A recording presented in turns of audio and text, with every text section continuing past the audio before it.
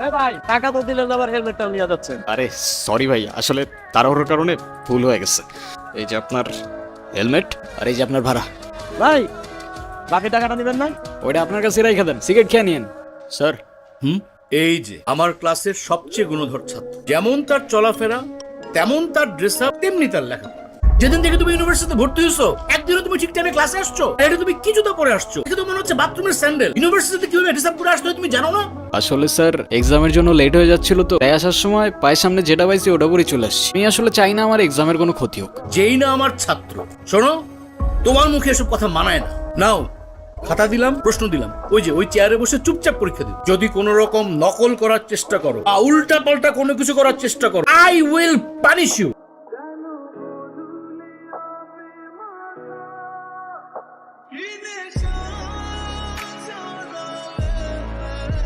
দেখান sir imo আমাকে অনেক ডিস্টার্ব করতেছে। এক্ষুনি আমার ক্লাসরুম থেকে বের হয়ে যাও। Get out.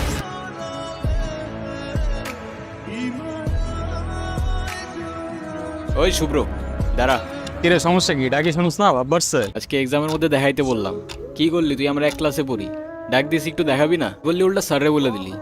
ও তোমাকে কেন দেখাবে? তোমার নিজের কি ব্রেন নাই? তোমার কি জ্ঞান বুদ্ধি কিচ্ছু নাই? তুমি বাসা থেকে পড়াশোনা করে আসতে পারো না? তুমি চুপ থাকো, আমি তোমার সাথে কথা বলতেছি। তুই বাসার থেকে লেখাপড়া করে আসতে পারস না? তুই কিন্তু মুখে মুখে কথা বলতেছিস। হ্যাঁ করতেছি তো, কি হয়েছে? কি করবি তুই? আরে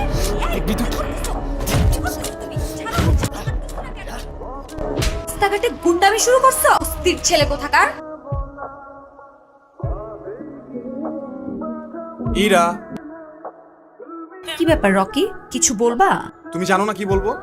শোনো, তোমাকে আগেও বলছি, এখন আবার বলছি, তোমাকে আমি পছন্দ করি না আর কোনোদিন করবো না। ইরা, তুমি কি ভেবে বলছো? তুমি জানো এর পরিণাম কি হতে পারে? এর পরিণাম কি হতে পারে মানে? আরে কি রকি?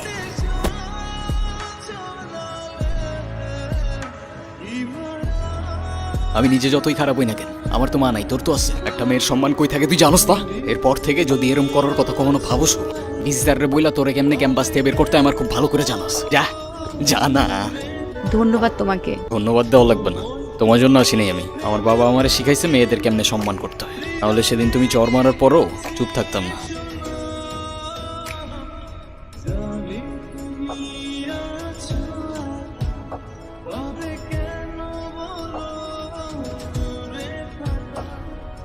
এই হিমু শোনো না। কি হয়েছে? তুমি আমার রাস্তা আটকাচ্ছ কেন? তোমার সাথে আমার কোনো কথা নাই। আচ্ছা তুমি এরকম রেগে যাচ্ছ কেন? সেদিনের ব্যবহারের জন্য আমি এক্সট্রিমলি সরি।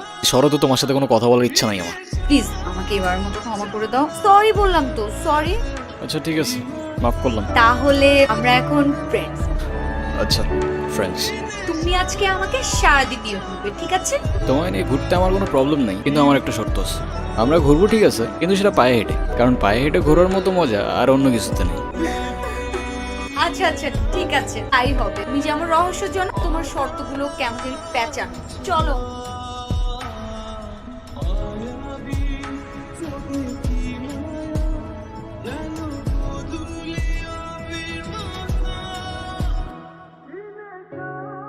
কি ব্যাপার, এত সকাল সকাল কল দিছো কেন?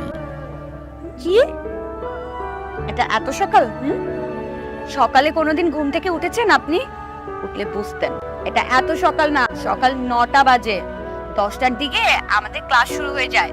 আরে আমি কখনো টাইম মতো ক্লাসে গেছি নাকি?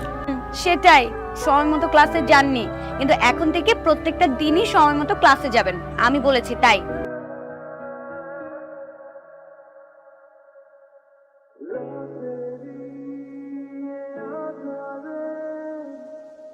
কিরে বোমা, সূর্য কি আজকে পশ্চিমে উঠছে?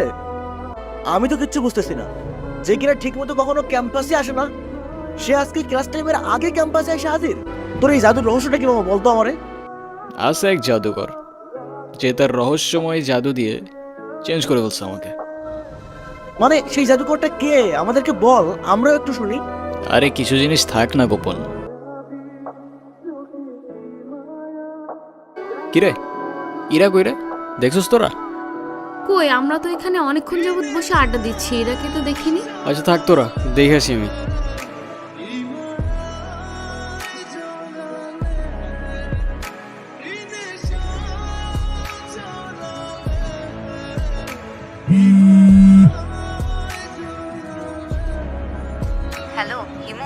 আমি এতদিন তোমাকে কতগুলা কল দিছি, কল ধরো নাই কেন?